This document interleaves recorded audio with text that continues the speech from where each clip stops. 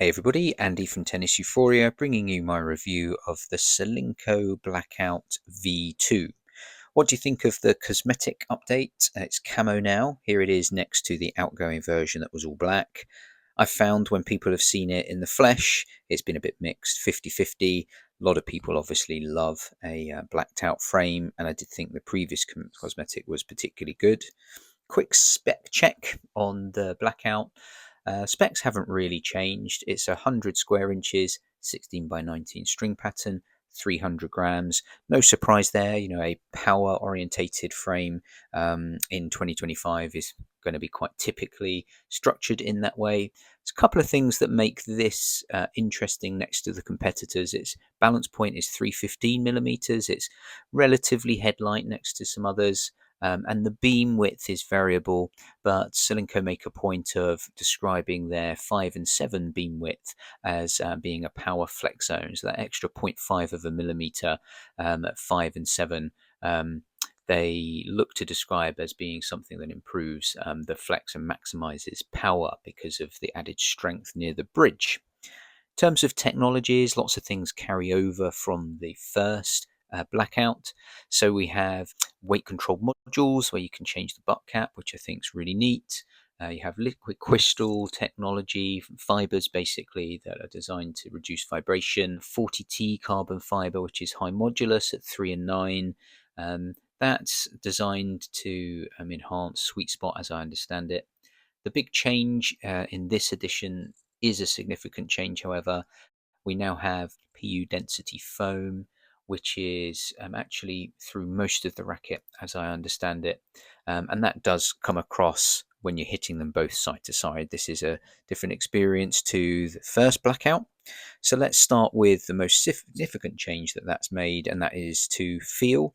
I actually think that the blackout feels very much like the Technofiber T-Fights. I think it was Oak on Tennis Warehouse who mentioned that when they reviewed it, and I totally agree. In many respects, I think this Solinco Blackout V2 represents sort of what a lot of people probably hoped that the T-Fight 100 would be. And what I mean by that, you've got still a comfortable response. It's obviously quite dampened with the various technologies and the foam, but it still feels quite raw. And I think when a racket feels quite raw, you can feel well connected.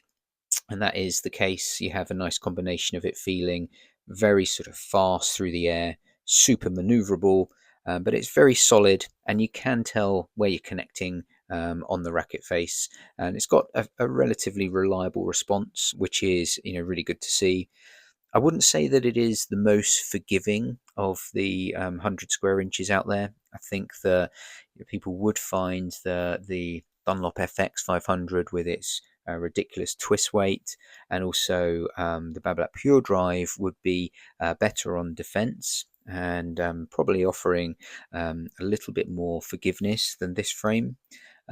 Conversely, however, this I think is right up there as being one of the fastest through the air against all of its competitors.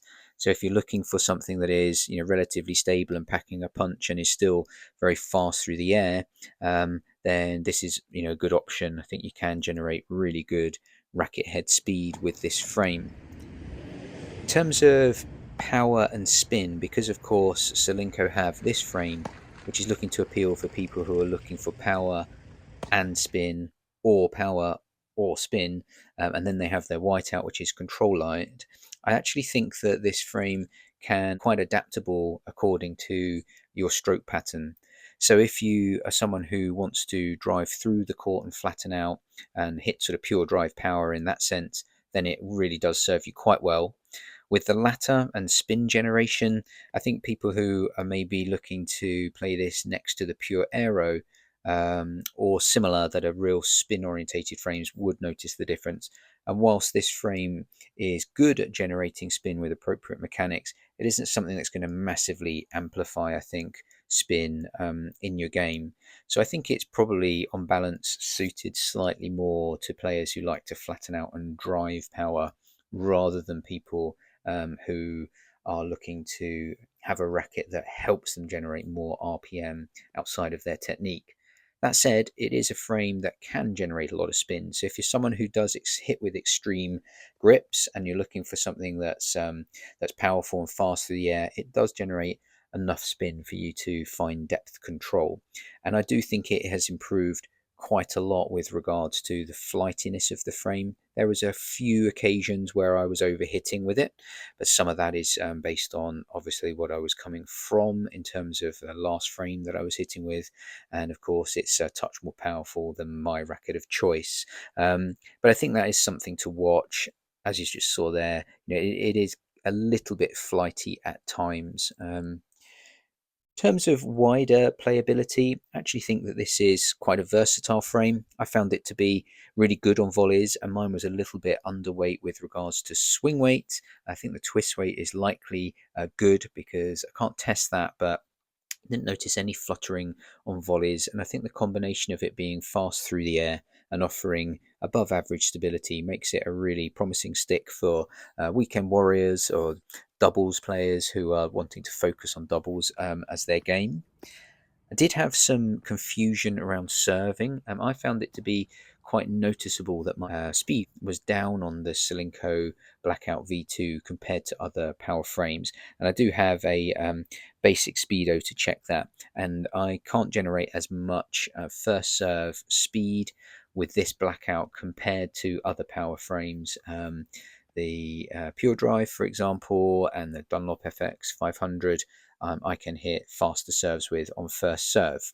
Now that's likely down to my mechanics. I do think there's something in the throat of the Blackout V2 that makes it slightly less aerodynamic compared to other frames when it's above your head, Pure Drive included. To counteract that, a friend who is very tall, sort of 6'4", hit with this frame on serve, and he was getting more power than this than he was with the FX 500, and pretty much the same as the Babolat Pure Drive. So I'm not the tallest guy, and it must be something to do with the aerodynamic path when it's properly above your head. But I did find that to be quite a sort of confusing conundrum around the perception of how good a serving racket this is. It certainly is a racket that is fine in terms of directional control. I did find string choice to be important. I always say that, and I always think that is the case. But I started with quite a control-orientated hybrid, and I did find that I got much more enjoyment and playability out of moving to a full bed of poly that was a bit more spin and power orientated.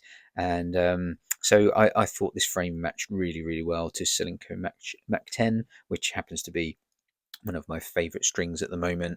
And this is already quite a comfortable frame. The dampening works really well, but I think with that in the frame, you can feel really confident at hitting out without any comfort issues.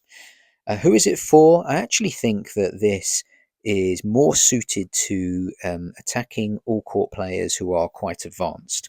I suppose when you see a 300-gram 100 square inch 16 by 19 frame, you're thinking, oh, intermediate to advanced players, baseline huggers, people who are looking for a bit of help. I actually think that there is a little bit more defensive characteristics and playability in some other frames on the market. But I think that actually this suits players who want to be on the front foot, want to be attacking and playing with a bit of variety. And in that, there might just be a real nice space for the Blackout to appeal to people who are looking at power and spin frames, but also people who are maybe transitioning out of 98s and control frames, still want something that they can control and attack with, but with a bit more power. So I enjoyed it. Certainly we'll be keeping it for demos here when people book on to our processes. Hope that was helpful. Please do like and subscribe to the channel. Would really appreciate that. And I'll see you in the next one.